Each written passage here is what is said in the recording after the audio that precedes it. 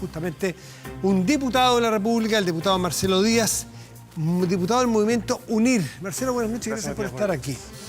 Me cuentan, he leído, sabemos que el movimiento UNIR genera o anuncia la precandidatura tuya a la presidencia, lo cual viene a ser el primer precandidato de uno de los partidos o una de las agrupaciones miembros del Frente Amplio. Así es. Cuéntanos de qué se trata. Efectivamente, tuvimos una asamblea en dos momentos, el sábado pasado y el sábado anterior, y tomamos esta decisión porque tenemos la convicción de que el Frente Amplio tiene que apostar a liderar el próximo ciclo que viene, porque hay dos grandes cambios, grandes transformaciones que Chile va a hacer. Primero, dotarse de una nueva Constitución.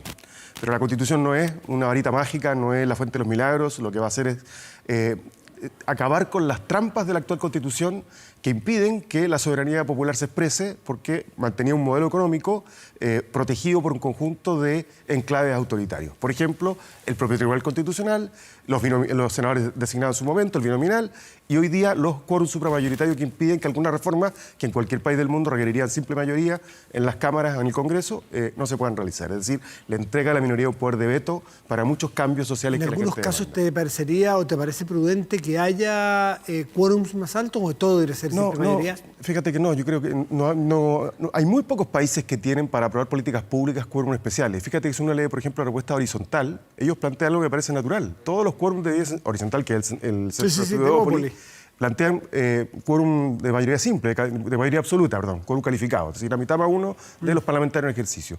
Y plantean solo dos casos en que debiesen haber reformas de quórum más elevado. Por ejemplo, para la propia reforma de la Constitución, que plantea el requisito de 2 congresos sucesivos, que uno podría discutirlo, en Europa se discute, o que para ese caso sí haya la necesidad de un quórum de 3/5 con disolución de la Cámara. Uno podría pensar en fórmulas así, pero son para casos muy excepcionales. O quizás para el capítulo de derechos humanos, pero la regla general es que las constituciones no contienen el detalle de las políticas públicas, sino contienen las reglas del juego, más generales, la distribución del poder, los poderes públicos, el capítulo de derecho, y el resto lo dejan librado al libre juego de la democracia, por cierto, respetando a las minorías, pero permitiendo que la mayoría gobierne. Entonces nosotros creemos que esa es una primera transformación importante que va a ocurrir. La segunda son las transformaciones estructurales para construir bienes públicos al acceso de todos. Me refiero a salud, educación, pensiones. Y eso lo va a hacer el próximo gobierno, no viene en la Constitución. Entonces, disputar la conducción del próximo gobierno significa asumir la responsabilidad de encabezar ese proceso de transformaciones que a nosotros nos parece que es fundamental. ¿Quiénes forman parte de UNIR? Mira, UNIR, la mayoría somos ex militantes del Partido Socialista, pero no solo ex militantes del Partido Socialista, sino que se ha integrado también gente que proviene de otros partidos, pero también mucho independientes. Y hemos decidido mantenernos y prevalecer como movimiento y no como partido político, entre otras cosas. ¿En la asamblea cuántas personas participan? En la asamblea participaron, en la primera participaron 100 personas y en la segunda participaron 60 personas, que representan a todos los círculos territoriales de la organización. Nosotros somos una organización nueva, nos fundamos por ahí por marzo de este año, perdón. Tenemos círculos en la región de Valparaíso, la región de O'Higgins, la propia metropolitana, en la segunda región. Estamos avanzando en la construcción de nuestra. ¿Cuál es el proceso para elegir un candidato del Frente Amplio? Mira, nosotros... ¿Primarias? Nosotros pensamos que primaria es el mejor mecanismo. Si uno mira la experiencia previa del propio Frente Amplio, fue capaz de constituirse un actor político a partir de una definición presidencial mediante primaria. Pero en torno a un proyecto que es compartido. Yo siento que eso es, y por eso nos sentimos muy cómodos en el Frente Amplio, más allá de las diferencias que uno puede observar, hay un proyecto compartido, hay una vocación de transformación, de reconocer a la sociedad como un actor que tiene que estar presente en las definiciones políticas, y ese sentido de comunidad hay que hacerlo prevalecer. Nuestra precandidatura es un aporte a la construcción de ese proyecto colectivo del Frente Amplio, para que el Frente Amplio tenga una candidatura en común con la que dispute con otras fuerzas políticas que representen proyectos alternativos, ya sea en una primaria más amplia de la oposición, pero nosotros decimos que hay un orden lógico para esto, programa y luego primaria, para no tener el histórico problema de que las alianzas políticas se fundan en torno a objetivos electorales y no programáticos. Yo siento, por ejemplo, que ese fue uno de los grandes dolores de cabeza que tuvimos en el gobierno de la presidenta Bachelet, que había una coalición que tuvo una mayoría importante, significativa, es la primera que tuvo 4/7 desde el retorno a la democracia, podía hacer alguna reforma, pero el programa de gobierno, en vez de haber sido un compromiso explícito de todas las partes, fue un campo de batalla. Por eso es que nosotros decimos programa primero, primaria después, y eso significa que si hay posibilidades de entenderse más transversalmente con otros actores de la oposición, bienvenidos en torno a ese programa, y eso definirá entonces con quién debiésemos competir en una eventual primaria más amplia. En torno al 10% se han dado tantos temas, se han discutido, no solamente se discute de pensiones, se discute de muchos temas a partir de eso. Ha sido como un núcleo central de otras discusiones. Y una de ellas es que dicen, ya que Chile se ha dado, los habitantes de Chile, se ha dado mayoritariamente una cita para abril, para empezar un proceso constituyente, es importante respetar la Constitución vigente y después para que se respete la que sigue. ¿Qué te parece a ti? ¿Qué opinas tú de propuestas actuales de, por ejemplo, de legislar a través de modificaciones constitucionales ahora? O lo que propuso en su momento la diputada Vallejo de modificar los 2/3, lo cual en el plebiscito todos entendíamos que iba a ser la aprobación de los artículos de la nueva Constitución. Es decir, innovaciones, por llamarlo de algún modo amistoso, en lo que ha ocurrido este último mes. A ver, lo de establecer políticas vía reforma no es algo nuevo, ¿eh? Lo nuevo es que esta vez tuvo los votos. Y tuvo los votos porque los propios parlamentarios, un número significativo de parlamentarios de la coalición de gobierno de la derecha votaron a favor de esta iniciativa. Pero se había hecho un montón de veces antes. La derecha nunca le preocupó porque tenía los votos y el orden suficiente para rechazar esa reforma. Ningún gobierno, ninguno, desde el retorno a la democracia había llevado al Tribunal Constitucional un proyecto porque se había iniciado una reforma constitucional. Ninguna reforma constitucional ha sido declarada inadmisible en 30 años. Esta es la primera vez, creo que el gobierno, una torpeza inaudita, para tratar de evitar que se apruebe el proyecto, presenta el propio, tardíamente, después de que saca 130 votos en la Cámara de Diputados, con 48 votos ¿Qué de otra derecha. Política pública intentó establecerse a través de una reforma constitucional? Mira, hay muchas, no recuerdo ahora exactamente, pero... Vas a ver una, porque si son un montón, una me va. ¿Qué sé yo? Por ejemplo, creo que la primera intentó regular el lobby, lo hicimos a través de reforma constitucional, establecer el agua como un bien de consumo público en enero de este año, que sacó 24 votos a favor, 12 votos en contra y se rechazó. Que establecerlo como un derecho, y está regulado en el Código de Agua, uno podría decir por qué no lo hicieron por la vía de reforma del Código de Agua. Muchas veces han intentado reformas constitucionales para salvar el exceso de dominio legal que tiene el gobierno, es decir, el exceso de materias que esta Constitución... ¿Ustedes son partidarios de que permanezcan algunas facultades en el ámbito de lo privativo del Poder Ejecutivo? Hoy día es presidente, será la presidenta o otro presidente, lo que fuere, sobre todo, por ejemplo, en materia previsionales, tributaria, de gasto, que sea prerrogativa del presidente de turno? Primero yo soy partidario de un régimen parlamentario, y en consecuencia uno debe tener alineada la mayoría presidencial o la mayoría gubernamental con la mayoría parlamentaria. Creo que el régimen político latinoamericano es una anomalía y que ha demostrado su falencia en dos vías. Por la vía de tener gobiernos que no tienen mayoría para legislar y segundo, por la entronización de ciertos fenómenos de caudillismo. No conozco ningún régimen, salvo Estados Unidos, que es un régimen completamente distinto, ninguna democracia desarrollada que tenga un régimen presidencial como los tienen los países de América Latina, así espero que eso lo cambiemos. Eso resolvería el problema de que el que gobierna es porque tiene mayoría en el Congreso, y alinearía institucionalmente a estos dos poderes del Estado. Pero si ese cambio no se hiciera, o aún haciéndolo, sí, yo creo que hay algunas materias que tienen que ser iniciativa exclusiva del Ejecutivo, por ejemplo, el gasto público. Gasto público. Sí, porque de lo contrario se convertiría el Congreso en una feria, ¿no? Donde uno se aliaría con otros parlamentarios para lograr, no sé, plata para un puente, plata para un hospital, plata... Pero eso pasa hoy, todos los días. Pero los no, presidentes, los ministros de la SECPRES que me toca entrevistar a mí, no recuerdo, no voy a nombrar a ninguno, pero no sé si lo han dicho en on o en off, y hay que respetar ese código. Te dicen que se la pasan negociando puentes, paraderos y vías exclusivas y lo que fuere, a cambio de aprobar leyes. Por supuesto, bueno, pero eso es legítimo, eso es parte de la negociación parlamentaria porque uno tiene una representación nacional, pero también una territorial. Pero el que tiene la llave para abrir la fuente de los recursos del Ejecutivo. En el presupuesto pasa eso. Lo que ocurrió la semana pasada con rechazos a partidas del Ejecutivo tiene que ver con eso. Es un proceso de negociación legítima, reglado entre el Ejecutivo y el Legislativo, que ocurre precisamente hoy con particularidad porque tenemos un gobierno que tuvo una determinada mayoría que le permitió elegir presidente de la República y tenemos una mayoría distinta, democráticamente, sin binominal, sin designado, que representa una sensibilidad distinta.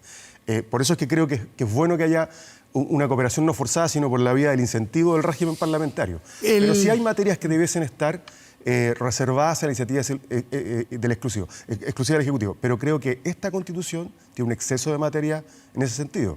Y el propio Tribunal Constitucional, por ejemplo, el postnatal de emergencia, que ahora estamos pidiendo al gobierno que lo prorrogue y tampoco escucha. 4 meses nos costó que el gobierno se abriera a legislar. Se abriera a legislar y nosotros, cuando presentamos el proyecto, justificamos con incluso fallo del Tribunal Constitucional que no todo puede ser entendido como iniciativa exclusiva del Ejecutivo porque implica gasto fiscal, porque hay a veces gasto o efecto colateral de gasto que el Parlamento tiene que tener el derecho, si no es decorativo el Parlamento. Y parte de la crisis del Congreso tiene que ver con eso, ¿no? Marcelo Díaz, el presidente de la República actual, a tu juicio, ¿debiera terminar el mandato como indica la Constitución? Y lo pregunto no porque se me ocurrió esta noche, es porque se anuncia para mañana la presentación de un proyecto de 2 diputados, el diputado Rodrigo González y el diputado Jaime Mulet, de adelantar la elección presidencial y parlamentarias para el 11 de abril. Sí.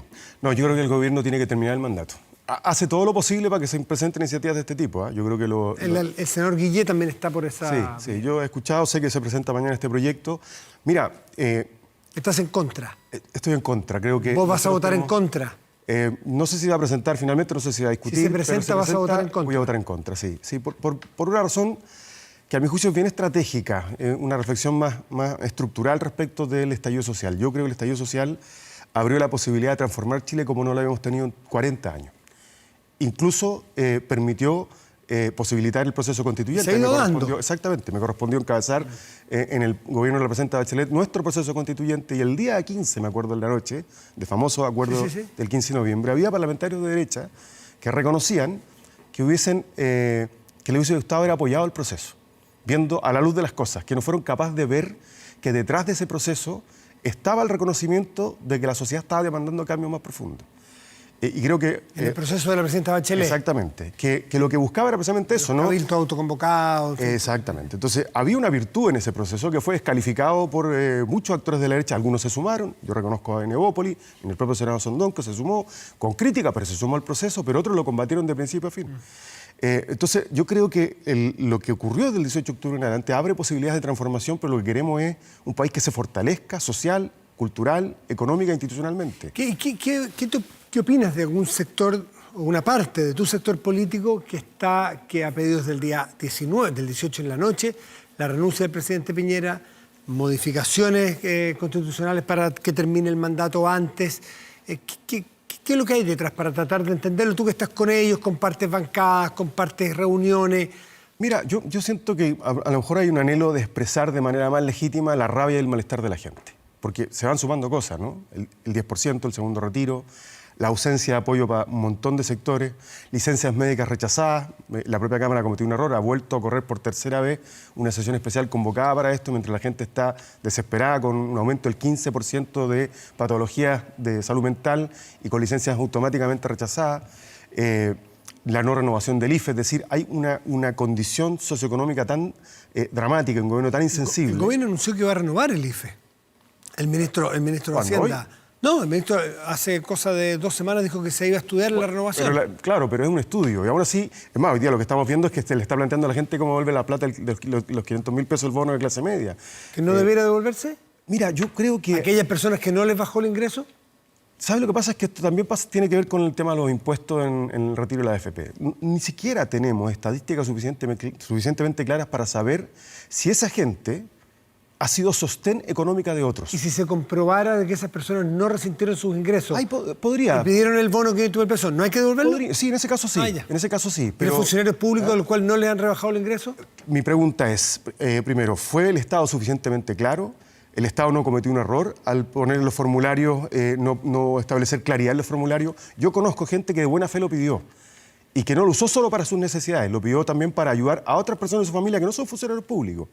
Hay mucha gente que ha mantenido sus ingresos, pero ha sido el sostén económico de familiares que sí han perdido sus ingresos. Pero no es por la vía regular. Si un funcionario público no lo hace por la vía regular, ¿qué esperamos para la persona? No, yo estoy de acuerdo. O sea, aquel que lo hizo de mala fe, intentando obtener un beneficio ilegítimo que no le correspondía, por supuesto que tiene que asumir la sanción que eso implica. Y en el 10% para alguien de izquierda, ¿no le hace ruido el que retire el 10% y que si es que está en niveles altos de ingreso, no pague impuestos por ello? A ver, sí, teóricamente sí. Si uno lo mira doctrinariamente, uno esperaría que haya una mayor contribución de aquellos... Mayores ingresos, exactamente. Pago de impuestos. Pero hay 2 cosas que me parece que son importantes tener a la vista. Primero, el mismo punto que decía ahora. Hay gente que efectivamente, personalmente no ha tenido merma en sus ingresos, pero se ha convertido en el sostén económico de otros. Segundo, Si el gobierno hubiese accedido a la propuesta que universalmente, o que ampliamente le hizo la oposición al comienzo de las medidas de confinamiento, que era la renta básica universal, hasta el decil 90, o 9, perdón, probablemente no habríamos tenido tantas políticas públicas llenas de filtros que dejaron mucha gente afuera. El mundo de la cultura, por ejemplo, que tuvimos el otro día un debate muy áspero con el ministro de Hacienda. El mundo de la cultura es un mundo precario, de empleo irregular, por temporada, que ha estado completamente abandonado. No clasifican ninguna de las políticas públicas que el gobierno ha puesto en marcha.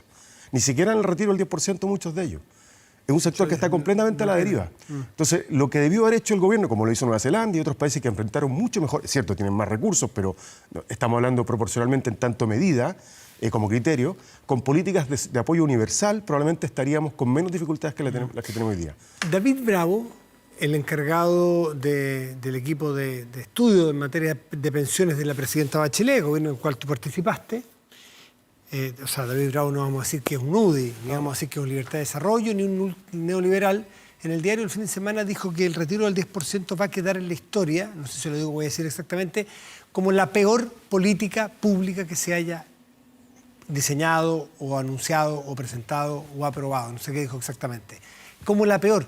Una persona que es de tu sensibilidad política. Sí, bueno, no sé si es mi sensibilidad política en especial. Pero un hombre de la centroizquierda. Sí, lo leí, entiendo además que lo hace desde su condición de especialista en pensiones, por eso encabezó la comisión que planteó estas tres alternativas en el gobierno de la presidenta Bachelet para hacer una reforma de las pensiones. Pero también yo le pedí a algunas personas, especialistas, expertos, que salgan un poquito de su metro cuadrado y que se den cuenta que aquí hay una condición, un escenario completamente extraordinario. La gente está pasándolo muy mal porque cambió radicalmente la realidad de sus condiciones de vida, sanitaria, económica y sociales. Mucha gente no tenía acceso a nada más. Y el sistema de pensiones se sostiene en una promesa que fracasó. Entonces, ¿cómo le explicas tú a alguien que hoy día, que necesita recursos, no le dejen acceder a su 10% o al segundo 10%, con la promesa de que mañana, con la amenaza de que mañana sus pensiones van a ser malas, si son malas hoy día? Ahora, ¿esto significa que no impacta las pensiones? Por supuesto que impacta las pensiones. Yo no recuerdo a nadie sensato de mi mundo que no haya dicho que aprueba los retiros a sabiendas de que tiene un impacto en las pensiones. ¿Cómo se explica que el primer 10%, pues que fue en julio aproximadamente, era de una forma y el de ahora, que va a ser en diciembre, va a ser de la misma forma? Cuando, por ejemplo, de hecho, por el propio David Bravo, que dirige un estudio de estadísticas de la Universidad Católica, dice que de empleo se han recuperado 722.000 empleos entre julio y ahora. Por lo tanto, hay cientos de miles de personas que tienen hoy día una mejor condición que entonces. ¿Por qué entonces, sabiendo que es una mala política pública, no considerar al menos ese factor para ver que haya personas que pudieron retirar en su momento, pero hoy ya no porque recuperaron el empleo? Para no dejar vacía la caja de las pensiones, no de las AFP, del sistema de pensiones de Chile. Sí. La pregunta que uno tendría que hacer es si esa recuperación de empleo ha ido acompañada de recuperación económica a esas familias, si no están ahogadas todavía en deudas contraídas para sostener la economía familiar. ¿Y las deudas las pagamos con las platas de la jubilación? Cuando la gente no puede salir a trabajar. Debimos haberlas pagado una renta básica universal, con una política que fuera capaz de sostener la economía familiar de manera más estructural y no con estas reformas que el gobierno fue planteando. Primero el bono COVID, después el IFE 1, regresivo, es decir, disminuía a medida que avanzaban los meses. Después planteó un poquito más extensivo, ahora diciendo que va a estudiar su prórroga. La gente ha tenido que seguir pagando sus deudas, ha tenido que seguir comiendo. Por ejemplo, mira, hay gente de ingresos medios que nunca... Mucha gente muy complicada. El punto, ¿por qué no focalizar un segundo retiro que es distinto al primero? Yo creo que hay una focalización natural en esta materia, porque el dato que yo tengo es que de los 11 millones de cotizantes, el primer retiro solo lo hicieron... 2 millones 100. Exactamente, no, 9 millones. 200 se quedaron sin nada, disculpa. Exactamente, y eso quiere decir que esa gente no retiró porque no lo necesitaba. Yo creo que hay una autorregulación de la sociedad. Pero todos los análisis que hicieron muchos expertos, incluso el propio gobierno, de que iba a ser un acabose, un desastre para la economía, no ocurrió. Entonces, es cierto, por aquí podemos estar beneficiando a un número pequeño, probablemente gente que no lo necesita, que no lo merece, que lo que va a hacer un ejercicio de bicicleta financiera, pero hay que asumir que la responsabilidad de eso es la falta de una política universal del gobierno para apoyar a la familia desde el día 1. Marcelo Díaz, muchísimas gracias por haber estado esta noche aquí, presencial además, en el estudio de Vía Pública. Buenas noches, Marcelo, como siempre, gracias.